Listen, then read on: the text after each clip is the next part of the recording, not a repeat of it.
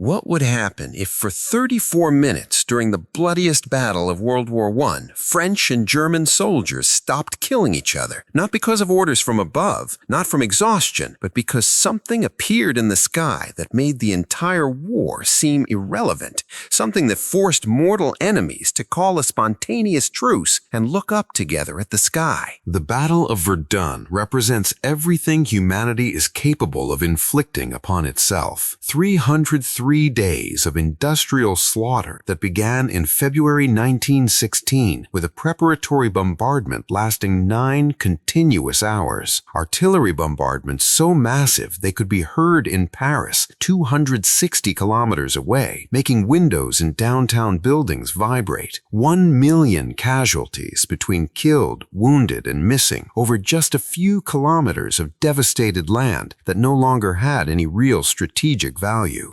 The Germans fired approximately 22 million artillery shells during the complete battle, a figure that defies human comprehension. The French responded with similar quantities, transforming the landscape into a panorama of overlapping craters extending as far as the eye could see. We know this history because it's documented in thousands of photographs, war diaries, and official testimonies filling entire archives in Paris and Berlin. Historians have analyzed every phase of the battle for over a century, documenting every offensive, every counterattack, every meter of ground gained and lost. But there's something we don't know, something that has been systematically suppressed by both French and German military archives for over a century, something that occurred in the early morning hours of May 19, 1916, when the battle had been going on for exactly 3 months continuously, an event that was witnessed simultaneously by soldiers from both sides across the no man's land that separated them, a phenomenon that made a German sniper, a man trained to kill Frenchmen at distance without remorse, signal a temporary ceasefire using universal truce signals, something that forced 89 men from enemy armies to observe the same sky in a silent agreement that defied all military orders in effect.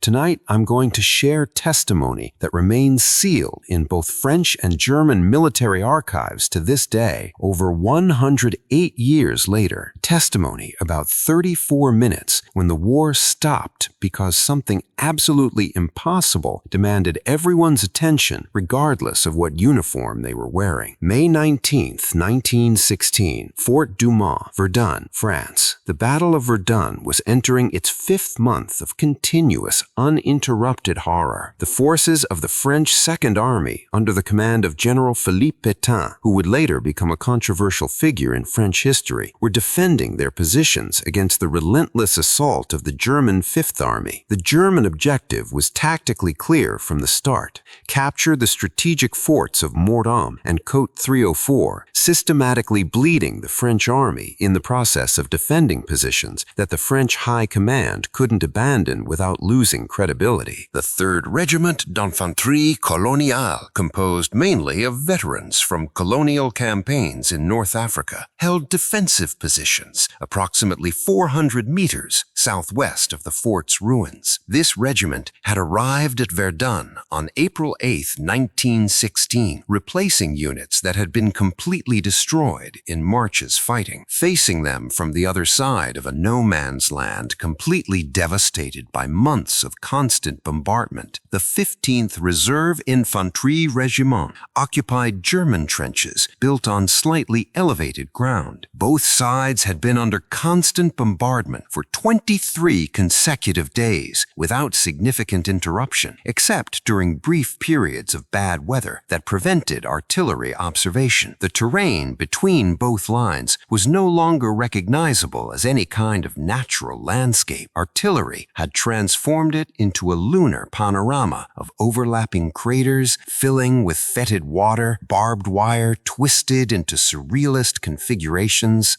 remains of destroyed military equipment, and human remains in various states of decomposition. The earth itself had changed color, going from natural green to the grayish brown of churned earth, mixed with metal fragments unexploded ordnance, and chemical contamination. The trees that once covered the hills around the fort had been reduced to splintered stumps or bare trunks, standing like accusing fingers toward the sky. Weather conditions that night were exceptional for the Verdun sector, which normally suffered from dense fogs and frequent precipitation. The weather was completely clear, without the typical fog or rain of the Meuse region in spring, which normally limited visibility to less than 100 meters. Visibility was excellent, despite the perpetual cordite smoke haze floating over the battlefield, product of days of continuous bombardment. The temperature hovered around 12 degrees Celsius, unusually mild for mid-May in that region of northeastern France. The wind was blowing from the northwest at approximately 8 kilometers per hour, gentle enough to allow precise observations of distant objects, but strong enough to gradually disperse accumulated artillery smoke. The stars were clearly visible in the night sky, providing sufficient ambient light for soldiers adapted to darkness to distinguish silhouettes and movements at considerable distances. The moon was in its first quarter, providing additional illumination without being bright enough to make officially visible to enemy snipers. At exactly 0:30-40 hours, according to multiple synchronized pocket watches that were subsequently confiscated as evidence, everything changed in an absolutely inexplicable way. Sergeant Henri Beaumont was 34 years old and came from Lyon in central eastern France, an industrial city known for its textile production. He had enlisted in the French Army in 1905, barely a year after coming of age, motivated by a mixture of patriotism and economic necessity typical of working-class youth. He had served in French Morocco from 1908 to 1912, participating in colonial pacification operations that the French government conducted in North Africa to consolidate control over recently acquired territories. During those 4 years on colonial campaign, Beaumont had developed a reputation as a reliable soldier, capable of maintaining calm under fire and following precise orders even in chaotic situations. In 1913, he was transferred to the Metropolitan Army as part of a general reorganization of colonial forces that anticipated growing tensions in continental Europe. By May 1916, Beaumont had already survived some of the bloodiest battles of the war that had transformed Europe into a continental slaughterhouse. He had been present at the First Battle of the Marne in September 1914, where the German advance was stopped just 30 kilometers from Paris in fighting that defined the course of the war. He had fought at Artois during spring 1915, where he witnessed the first massive uses of poison gas that suffocated soldiers in trenches, producing agonizing deaths that haunted survivors' dreams. He had participated in the Champagne Offensive in fall 1915, a massive operation that resulted in 145,000 French casualties for barely 4 kilometers of ground gained, an exchange of lives for land that exemplified the futility of trench warfare. Among his comrades in arms, Beaumont was known as a methodical man who planned every action carefully, precise in his observations to the point of being considered pedantic, completely immune to panic even under the most intense artillery fire that made the earth tremble. He had survived 5 complete months of Verdun's hell, watching how German artillery transformed the landscape into something that seemed to belong to another planet, an alien world where nothing natural could survive. He had witnessed forms of death that defied any possible description in civilized language and that would haunt him for the rest of his days, appearing in recurring nightmares.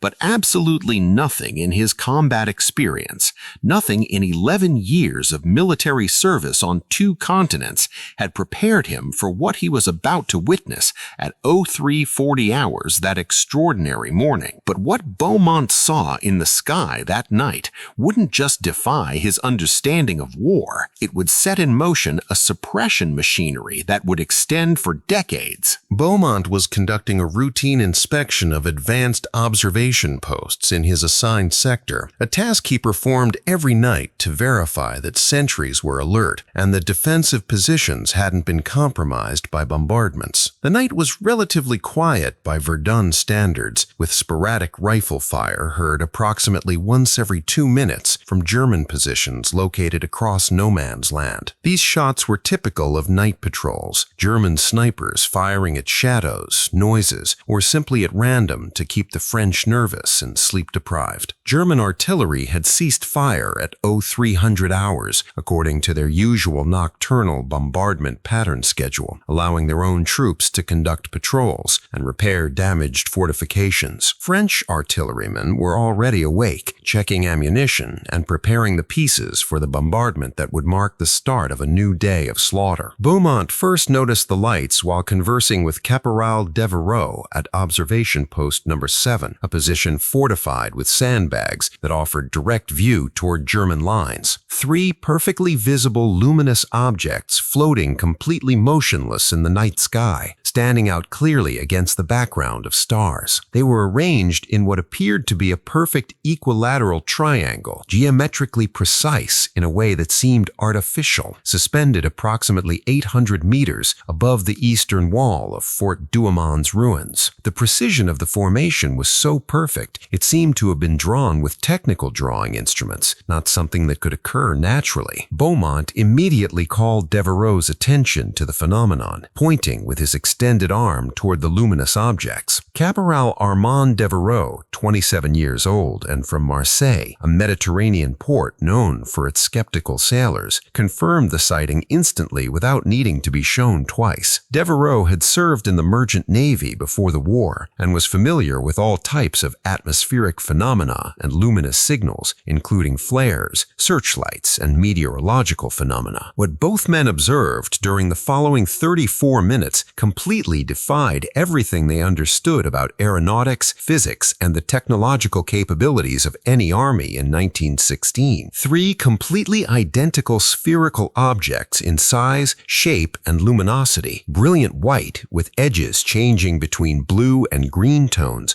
in patterns that seemed to pulse rhythmically.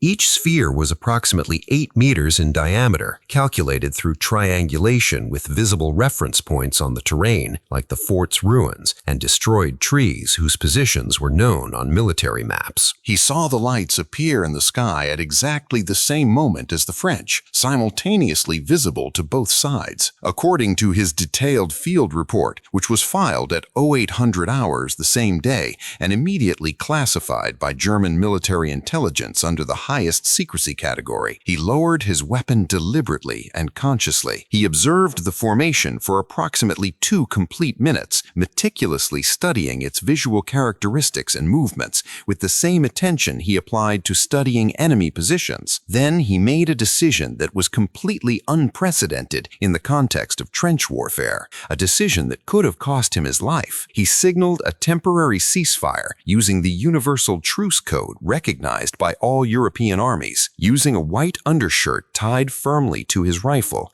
Steiner waved it twice above the trench parapet where it would normally be suicidal to expose any object, a signal universally recognized by all armies as a request for temporary truce, typically used to recover wounded or bury dead. Beaumont saw the signal clearly from his position on the French side, standing out against the night sky. For 8 complete timed seconds, he simply observed without responding, mentally processing what he was seeing and the implications of responding. Both armies had absolutely clear permanent orders that had been repeated in every briefing. No unauthorized truces, no communication with the enemy under any circumstance other than formal surrender. Violation of these orders meant immediate court-martial and potentially execution for cowardice, treason, or fraternization with the enemy. Beaumont looked toward the impossible lights floating in the sky, defying all rational explanation. He looked toward the truce signal from the German sniper who moments before could have killed him without thinking twice, and he made a decision that would change the course of his life in ways he couldn't imagine at that moment, a decision that would mark him forever. He ordered his men to cease fire completely and observe the phenomenon in absolute silence, suspending all offensive activities. They maintained an absolutely perfect geometric formation despite the 8-kilometer-per-hour wind that should have displaced any lighter-than-air object like observation balloons or dirigibles. French and German captive balloons, regularly used for artillery observation, moved visibly, even with gentler winds, requiring constant adjustments of anchoring ropes. And most extraordinary of all, they were completely silent, producing no audible sound detectable from the trenches. The complete triangle rotated slowly on its invisible central axis, completing one full revolution every 47 seconds, exactly according to Beaumont's pocket watch that he consulted multiple times. The rotation was so uniform and constant, it seemed mechanical, controlled by some precision mechanism impossible for that era. Then, without any visible transition, without observable acceleration or deceleration, the rotation stopped abruptly, as if an invisible switch had been activated. The formation changed instantaneously, with no observable transition time to the naked eye, or even with military binoculars. The three objects repositioned to form a perfect straight line, perfectly parallel to the trench systems extending below them in both directions. The movement was instantaneous in the most literal sense of the word. There was no gradual displacement, no time required to change position, no visible trajectory. One moment they were in triangular formation, the next they were in a straight line, with nothing observable between both states, as if they had simply blinked from one configuration to another. Beaumont and Devereux weren't alone in witnessing this extraordinary phenomenon that defied all logic.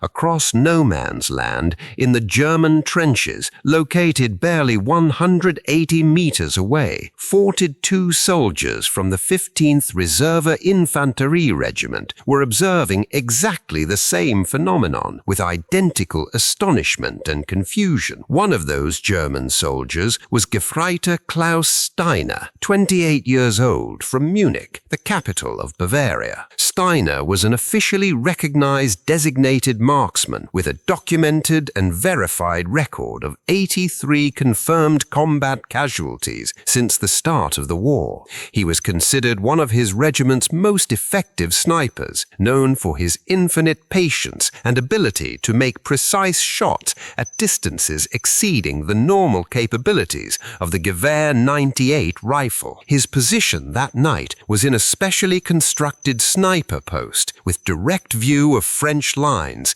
equipped with a 4x magnification optical telescope mounted on his rifle. His orders were completely standard for a nocturnal sniper: eliminate any visible target during the pre-dawn period, when dim light makes soldiers more careless and visible.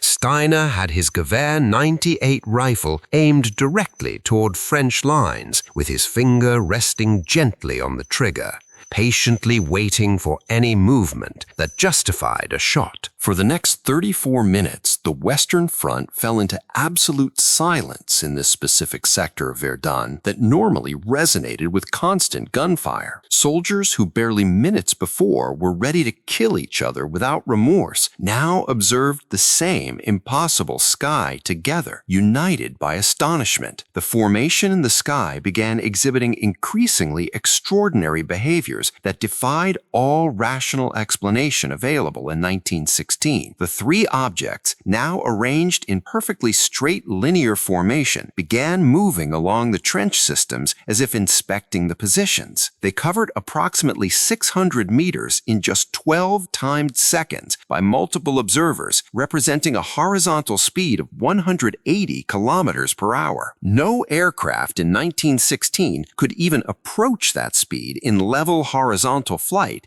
and certainly none while maintaining an absolutely perfect formation without deviation. The fastest operational aircraft at Verdun at that time was the French SPAD 7th, with a theoretical maximum speed of 192 kilometers per hour, but only in a dive with engine at maximum and favorable wind. These objects weren't in a dive or any type of descent maneuver that could explain their speed. They were moving horizontally at constant, perfectly controlled altitude without any visible means of propulsion, lift, or directional control. And most extraordinary, defying all known physics, producing absolutely no audible sound of any kind. What happened next would defy the known laws of physics and force commanders on both sides to make an identical decision without communicating with each other. Hit that subscribe button if you want to discover how silent objects defied all laws of aeronautics in 1916, because what's coming next reveals the impossible technical characteristics that both armies documented and immediately classified. Aircraft engines flying nocturnal reconnaissance missions could be heard from 15 kilometers away on clear nights like this, a characteristic hum that alerted anti-aircraft defenses. The characteristic sound of a Gnome or Larone rotary engine, which equipped most French fighters, was unmistakable and propagated enormous distances in nocturnal air due to its unique design where the entire engine rotated with the propeller. These objects, floating less than a kilometer from observers in both trenches, produced absolutely no sound of any kind detectable by human ear. No roar of internal combustion engine, no hiss of air displaced at high speed, no mechanical vibration detectable through the ground like land vehicles produced. Absolute silence while moving at speeds that exceeded the capabilities of any flying machine known to 1916 science. The objects stopped abruptly over a specific section of German trench as if they had identified a particular target. According to German reports obtained through documents captured in 1945 during the Allied occupation of Berlin and kept classified until 2004, the objects positioned themselves directly above Unteroffizier Wilhelm Hartmann's platoon position. The men in that specific trench section reported feeling intense, localized heat despite the ambient nocturnal temperature being barely 12 degrees Celsius. 3 soldiers removed their uniform tunics due to unbearable heat they felt, a dangerous action on the front where exposure could mean death from hypothermia. However, temperature readings taken with standard military thermometers barely 50 meters from that position showed no measurable thermal elevation. The heat was completely localized, concentrated exclusively in the area directly below the floating objects, violating all laws of heat transfer. There was no detectable thermal radiation in adjacent zones, which violated all known principles of heat transfer by radiation, convection, or conduction. The heat seemed to be directed or focused specifically toward a delimited zone, something technologically impossible in 1916. Then the formation changed again in a way that defied all physical logic known by Newtonian science. The linear arrangement collapsed instantaneously back to a triangular configuration without visible transition, but this time the triangle was inverted compared to the original formation, with the vertex pointing directly downward toward the fort's ruins. The formation began descending slowly, reducing its altitude in a controlled and deliberate manner, as if being piloted with precision. It continued descending in perfect vertical trajectory until the formation's lowest point was approximately 400 meters above the fort's ruins. At this reduced altitude, details of the object's surface became visible to observers equipped with standard 6X or 8x military binoculars. Beaumont's report, which was temporarily declassified in 1998 under pressure from academic researchers and immediately reclassified after its content was reviewed, describes surface characteristics in extraordinary detail. The objects weren't smooth, uniform surfaces as they might appear at greater distance or in casual observation. They had visible markings, complex geometric patterns that seemed to change and dynamically reconfigure while being observed, as if they were screens displaying information. Multiple soldiers from both sides, interrogated separately without possibility of coordination, reported seeing what appeared to be defined panels or sections on the sphere's surface. However, the divisions and patterns weren't consistent between different observers located in different positions with different viewing angles.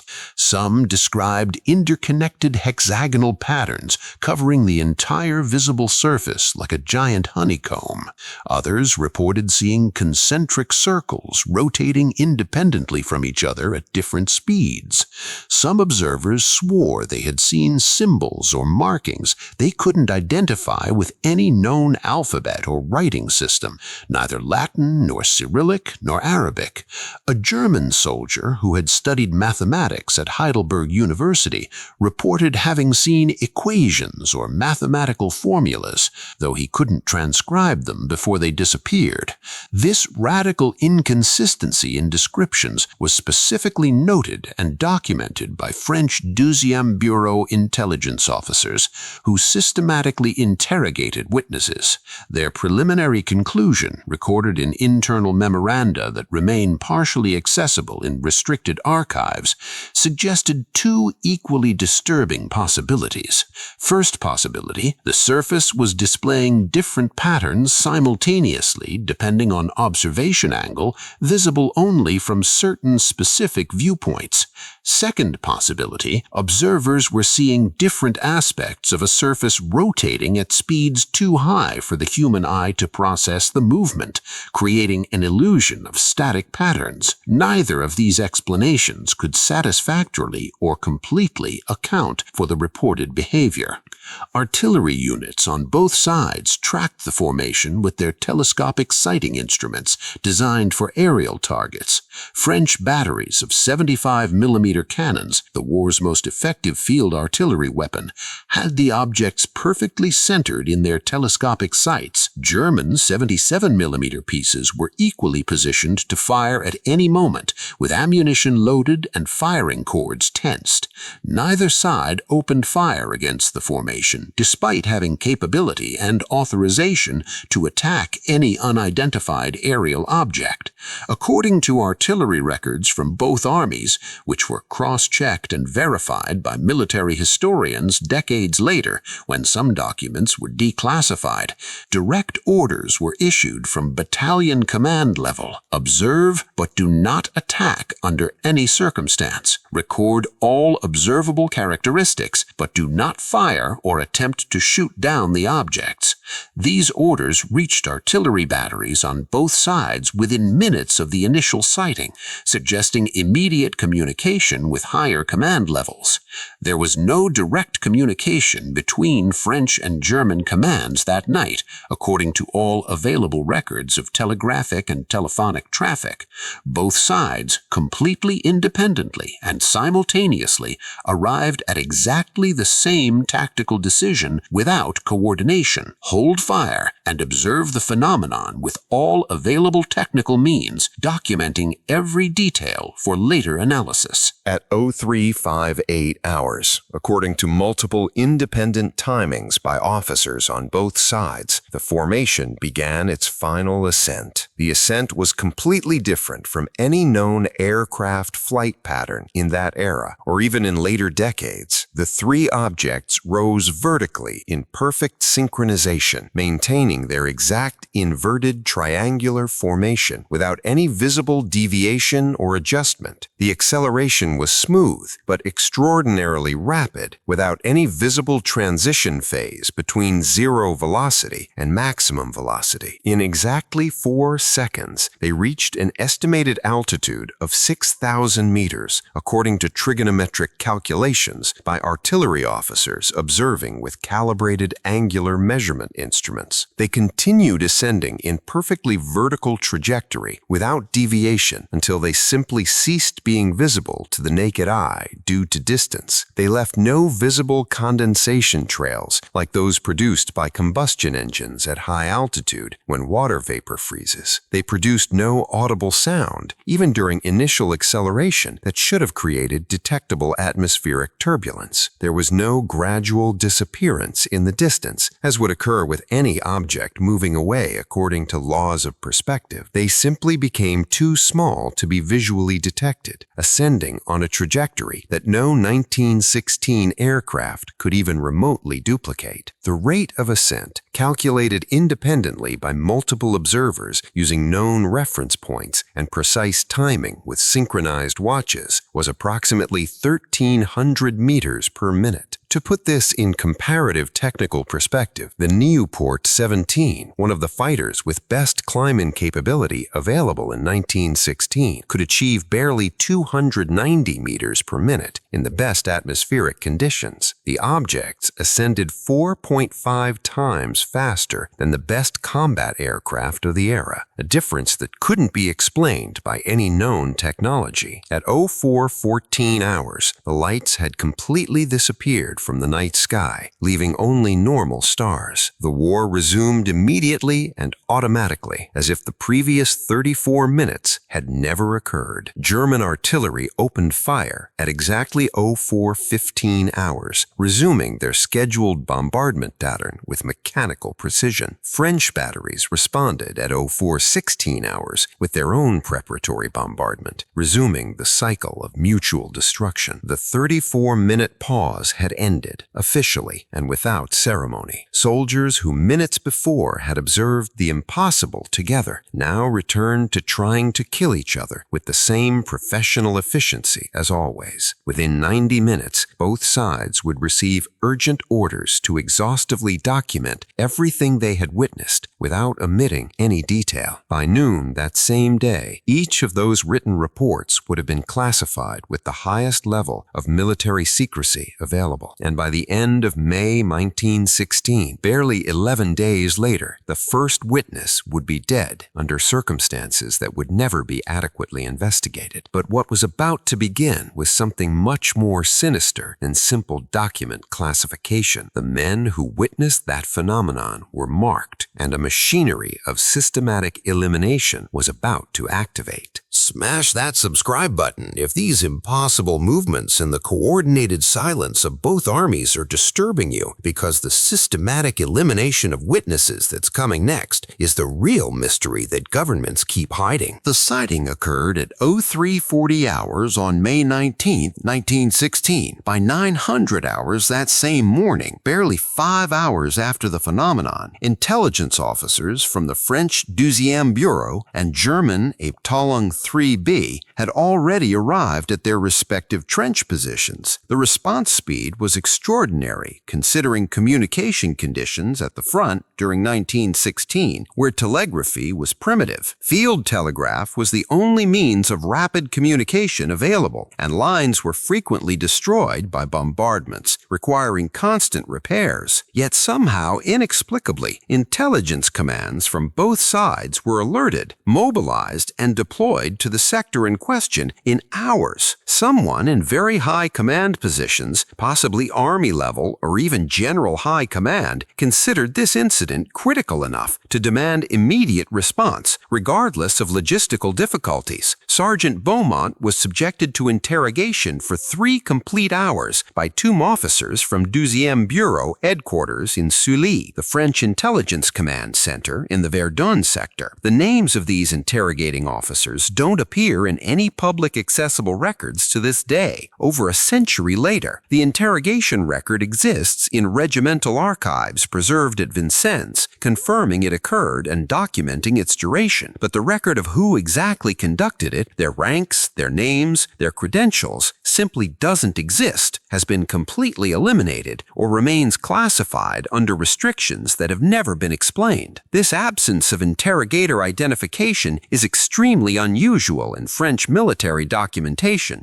which normally maintains meticulous records of every official interaction. Beaumont received direct and explicit orders to produce all written documentation related to the incident without exception. His field diary, which he had meticulously maintained since his 1905 enlistment, was confiscated in its entirety without possibility of retaining copies. This diary contained 11 years of military service documented day by day, including colonial campaigns in Morocco, training in France, and all his combat experience in the Great War. Every detail of his military service, every observation, every personal reflection, everything was confiscated under national security authority. Everything was confiscated, and it was never returned to him, either to him or to his family after his death, despite multiple formal petitions. His commander, Colonel Jean-Baptiste Marchand, a veteran of colonial campaigns in Africa who valued his soldiers, formally protested the confiscation through established official military channels. Colonel Marchand's protest appears clearly recorded in the regiment's correspondence archives, currently preserved at the Service Historique de la Défense in Vincennes, Paris. The protest is dated May 22,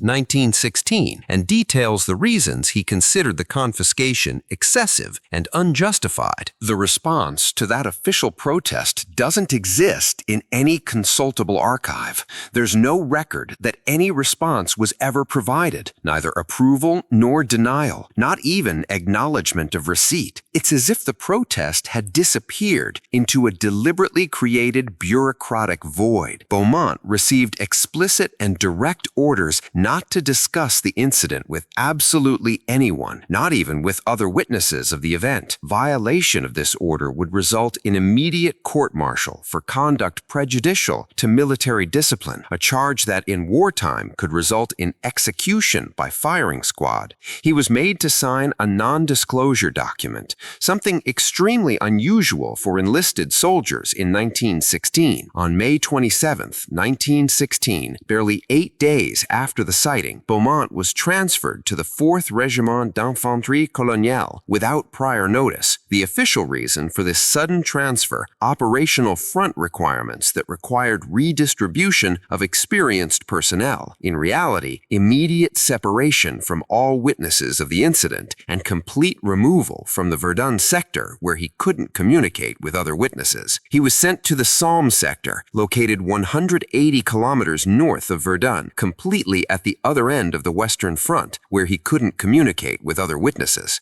According to letters he wrote to his wife, Marie, during June 1916, letters she preserved and which were donated to military archives in 1974, he strictly obeyed the silence order imposed on him. He didn't mention the incident in any correspondence for weeks, limiting himself to describing general trench life conditions, until July 3, 1916, when something impelled him to break his silence, perhaps a premonition of his imminent death. In a letter dated July 3, just 2 days before his death, Beaumont wrote to Marie with palpable urgency in every carefully chosen word. The letter, preserved in family archives, says textually, "What we saw over that fort was not of this war. It was not of any war known by man. I was ordered absolute silence under threat of execution, but if something happens to me, you must know I witnessed something that generals cannot explain and will never publicly acknowledge. If I die under strange circumstances, remember this." On July 5, 1916, during the first week of the Battle of the Somme, Sergeant Henri Beaumont was killed in action. Official cause of death recorded in military documents: German machine gun fire during an infantry advance near Mametz Wood.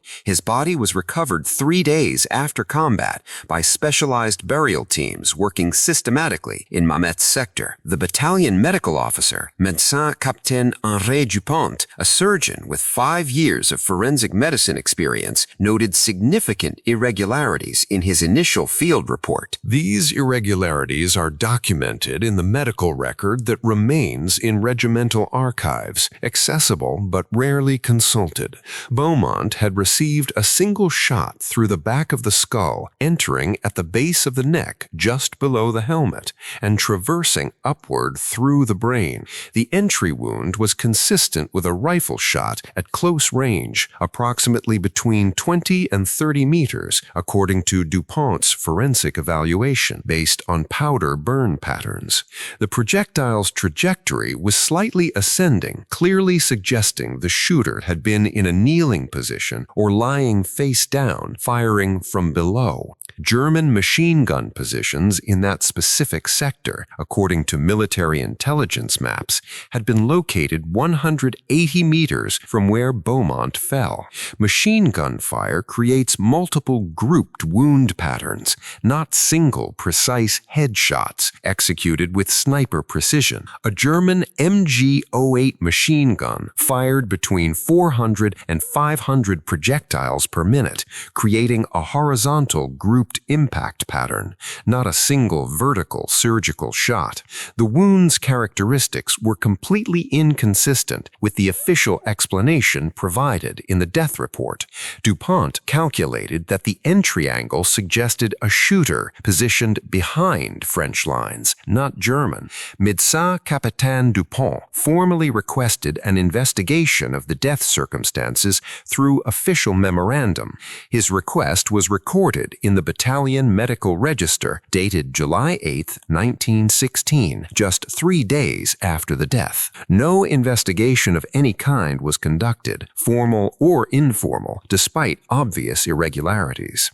DuPont filed a second, more insistent request, this time directly to Brigade Medical Command on July 12, 1916. This second request is documented in official correspondence from the Service de Santé des Armées, preserved in military archives. In this second request, DuPont specifically mentioned forensic inconsistencies and requested a complete autopsy. On July 19, 1916, Médecin Capitaine André Dupont was suddenly transferred to a field hospital in Rouen, located 240 kilometers from the front. The official reason? Necessary for specialized surgical duties in treating mustard gas wounds, a specific technical justification. DuPont had no specialized training in reconstructive surgery or chemical burn treatment, according to his medical credentials. His documented specialty was general combat trauma surgery, not chemical exposure treatment. He died in Rouen on August 8, 1916, barely 3 weeks after his unexpected transfer. Official cause of death? Complications from acute influenza, a common illness in overcrowded military hospitals. Hospital records document he had been in complete isolation for 5 complete days before his demise, without explanation of why he required isolation. He hadn't received any visits during that period, neither from medical colleagues nor military personnel, violating normal medical care protocols. His personal medical files, including his complete history and professional correspondence, were sealed for 75 years under direct orders from the Ministry of War. 2 men connected to the incident, 2 deaths under undocumented questionable circumstances, 2 requested investigations that never occurred. Coincidences, according to official records, that offer no alternative explanation. Caporal Armand Devreux, the second French witness at Observation Post 7, managed to survive the complete Battle of Verdun and subsequent offensives. He was promoted to sergeant in June 1916 for exceptional performance under enemy fire during a night assault that captured a German position. He wrote frequently to his fiancée, Isabelle Moreau, who lived in Marseille, anxiously awaiting his return to marry. His letters from May through July 1916 make absolutely no mention of the May 19 incident,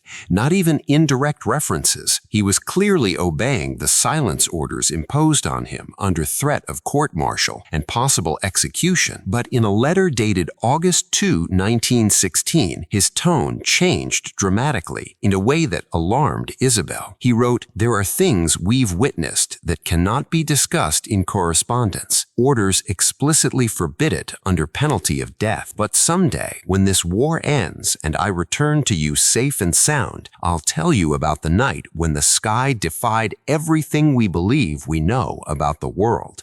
Remember this date, May 19. If something happens to me, remember that date." On August 15, 1916, Devereux was assigned to a nocturnal reconnaissance patrol in the Vaux sector, a routine mission by front standards. Their patrol consisted of 8 men with experience in night operations, all volunteers. Their mission was specific and limited: reconnaissance of German wire obstacles located 100 meters ahead of French lines to plan a future attack. 7 men returned at 0240 hours after completing their mission without enemy contact. Armand Devereux wasn't among them, and no one knew exactly when he was last seen. The patrol leader, Sous-Lieutenant Marcel Girard, reported that Devereux had been separated from the group when German flares suddenly illuminated their position. Standard procedure in those situations was to disperse immediately in all directions and regroup at the previously designated rally point. All other patrol members reached the rally point within minutes following established protocol. Devereux never reached that point, despite everyone waiting until the risk of discovery became too high. His body was never recovered, despite extensive searches organized during following nights. The sector had been completely mapped and photographed during months of continuous operations. Every meter documented in intelligence maps. The distance from where he was last seen to French lines was barely 85 meters in straight line, a trivial distance. The terrain was completely flat, open, devastated by months of artillery bombardment that had eliminated any natural cover or obstacles. There were no forests to hide in, no standing buildings, no topographical feature that could conceal a body. There were no artillery craters deep enough to fall into without being found. All had been inspected. Sous-Lieutenant Girard requested permission to conduct an exhaustive daylight search of the area the next day with volunteers. Permission was explicitly denied without any explanation provided, an unusual decision considering the French army normally recovered bodies when possible. Armand Devereux was officially listed as missing in action, one of thousands who simply vanished. In 1920, 4 years after the war's end, when archives began opening, his fiancée Isabelle filed a formal petition with the French government requesting information about his fate. She received a standard bureaucratic response. Remains couldn't be located on the battlefield, presumed dead in action, body lost in battle chaos. The exact same response received by tens of thousands of families, a standard form without personalization. But Isabelle didn't accept this answer and continued pressing for years, writing to every government department that might have information. All her subsequent petitions were rejected or ignored until she finally ceased her attempts in 1928, emotionally exhausted. On the German side of the front, the witness elimination pattern was identical in every disturbing detail. Gefreiter Klaus Steiner, the sniper who had signaled the ceasefire, risking his own life, was interrogated by 3 Abteilung 3B officers on May 19th, beginning at 1100 hours. The interrogation lasted 4 complete hours, according to regimental time records that remain accessible in German archives. His detailed written report he had prepared immediately after the event, his precise sketches of the triangular formation drawn to scale, his mathematical calculations of speed and altitude based on known reference points, everything was confiscated in its entirety. He received orders to maintain absolute silence under threat of court-martial for abandonment of duty and possible treason. Signaling a ceasefire without explicit authorization from higher command was technically likely grounds for immediate execution under German military law in effect in wartime. That capital charge was never formally presented against him, which is notable and suggests protection from higher levels. Instead, he was transferred to the Eastern Front on May 28, 1916, barely 9 days after the incident. Officially, urgent reassignment to address operational deficiencies in response to the Russian Army's Brusilov offensive that was causing massive casualties. In reality, immediate separation from all incident witnesses and complete removal from the Verdun sector, where he could have contact with other witnesses. Steiner wrote regularly to his brother Friedrich, a schoolteacher in Munich who had been exempted from military service due to health problems.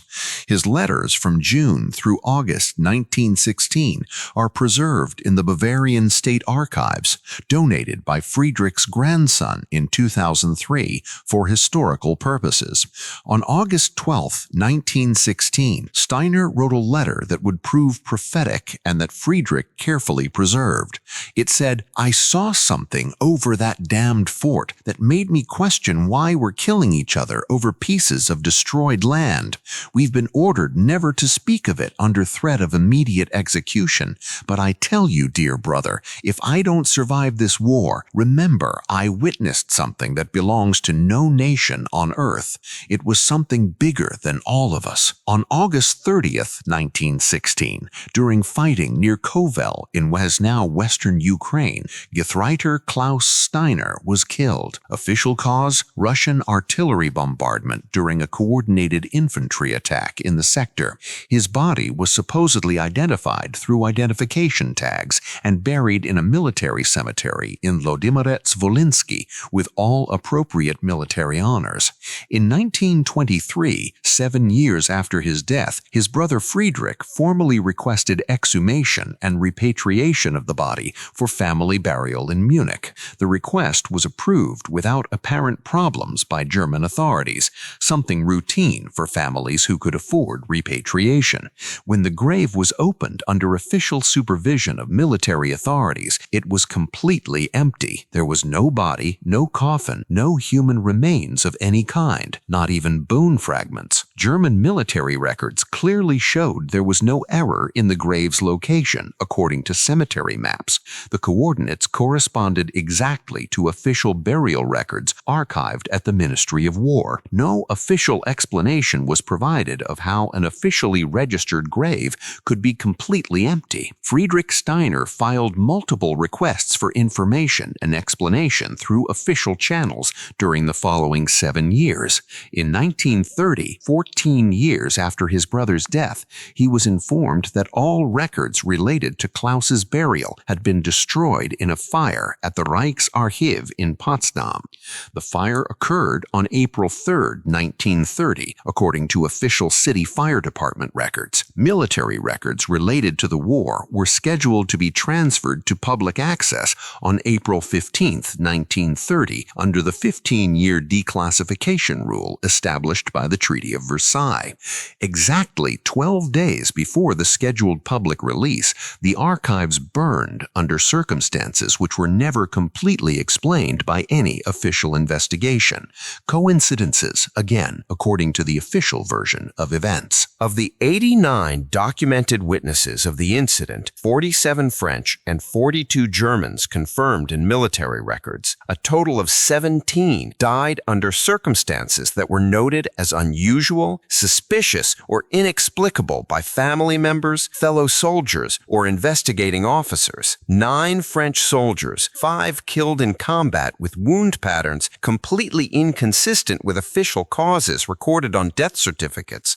2 died in military hospitals from diseases their previous medical records showed they didn't suffer before the incident. 1 disappeared during leave in Paris without leaving any trace despite extensive police searches. 1 committed suicide, leaving a specific note mentioning, "The sky knows what we saw and will silence us." 8 German soldiers, 3 killed in action with forensic irregularities meticulously documented by field doctors in reports that remain archived. 2 died in domestic accidents weeks after returning home under questionable circumstances, according to local police reports. 1 disappeared completely completely without his body ever being recovered despite organized searches. One was executed for desertion after repeatedly claiming his unit had been marked by observers from above and that everyone would die. One died in a psychiatric facility diagnosed with combat-induced delusions, specifically about impossible aerial phenomena. The statistical probability of this mortality pattern, calculated by military historian Dr. Ernst Müller from the University of Munich in his 2007 analysis published in a specialized academic journal, was approximately 840 to 1 against it, occurring by pure random chance. These weren't men in the same unit experiencing collective casualties in a single battle or bombardment.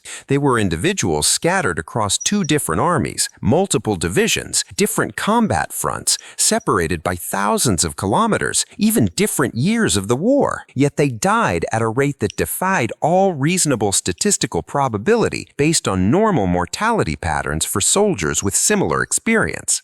And all of them shared a single common element. They had witnessed the triangular formation over Douaumont on May 19, 1916. And decades later, when researchers attempted to access the archives to discover the truth, they discovered the suppression machinery was still active. The documents remain largely inaccessible to this day, over a century after the original events. French military archives at Vincennes, Paris, maintain the original reports filed by the 3REI under the reference designation GM/2A/16-05-19/CAS-SEC. Classification level Secret-Défense, the highest classification available in the French national security system. Officially sealed until the year 2041, meaning 125 years of absolute secrecy from the original event. In 2012, military historian Dr. Sophie Marchand from the Sorbonne filed a formal petition with the Commission d'accès aux documents administratifs. She was requesting partial declassification under the 100-year rule that technically should automatically apply to World War I documents. The petition was reviewed for 18 complete months by multiple levels of French governmental authority, including the Ministry of Defense. The final response, dated January 2014, stated textually, the release of requested material would be contrary to public interest and could compromise France's national security and the country's international relations. No additional elaboration was provided of how exactly documents about events from 98 years ago could compromise modern national security. No explanation was offered of what specific international relations could be affected by information about 1916 sightings. Dr. Marchand appealed the decision to the Conseil d'État, France's supreme administrative court. The appeal was rejected in 2016 without oral hearing, citing the same national security reasons without elaboration. German records are equally restricted in a practically identical manner, suggesting international coordination. The Bundesarchiv/Militärarchiv in Freiburg maintains materials related to the 15th Reserve Infantry Regiment under archive designation RIR-15-1916-May-KSEC. Multiple Freedom of Information requests filed between 2008 and 2015 by German academic researchers were denied with surprisingly identical language. The standard automatic response: the records contain information that could affect Germany's defense posture and its international obligations under NATO agreements. How exactly 1916 documents could affect NATO military commitments established in 1949, 33 years later, has never been satisfactorily explained by any authority. Archives that were partially declassified in 2004 related to General Verdun operations during May 1916 include 487 pages of various regimental reports. The pages specifically covering May 18 through 20, 1916, are completely missing from the archive without explanation. The archive jumps from page 234, dated May 17, directly to page 312, dated May 21. 77 complete pages were physically removed from the file through precise cutting that left visible marks. The removal is noted in the archive inventory with official designation, pages 235 through 311, restricted under Section 5, Federal Archives Act, National Security Exemption. In 1968, the BBC conducted a radio documentary about unexplained Great War events for their military history series. A specific 12-minute segment featured an interview with a man identified only as Sergeant H, French Army, retired. The man, 86 years old at that time, according to the presenter, described witnessing lights over Verdun that, quote, moved like no aircraft could move, made no detectable sound, and caused soldiers on both sides to stop fighting and simply watch together. He explicitly stated, quote, the Germans signaled peace through the universal signal. We accepted immediately. For exactly half an hour, the war didn't exist in our sector. Something bigger than the war, bigger than all of us, had our complete attention. I'll never forget that night. The BBC interview was broadcast a single time on August 15,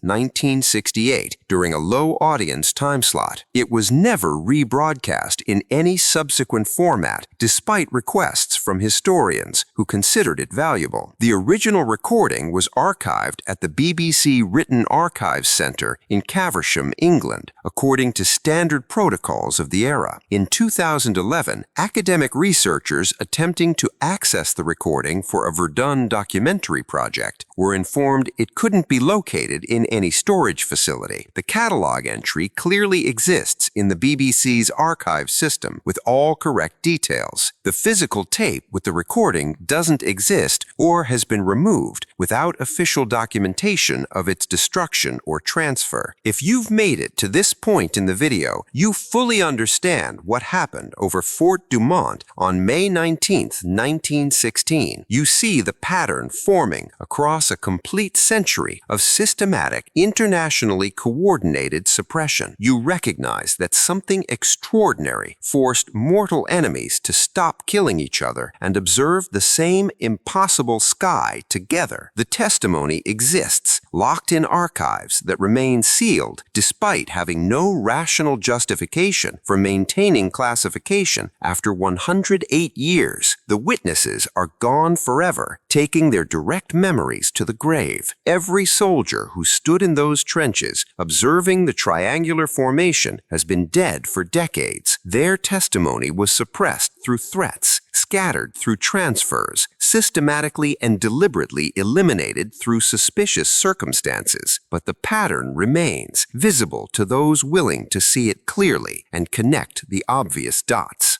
Drop a comment and smash that subscribe button if this video changed your perspective on what really happened in the Verdun trenches, because every week I break down historical events that governments continue hiding a century later.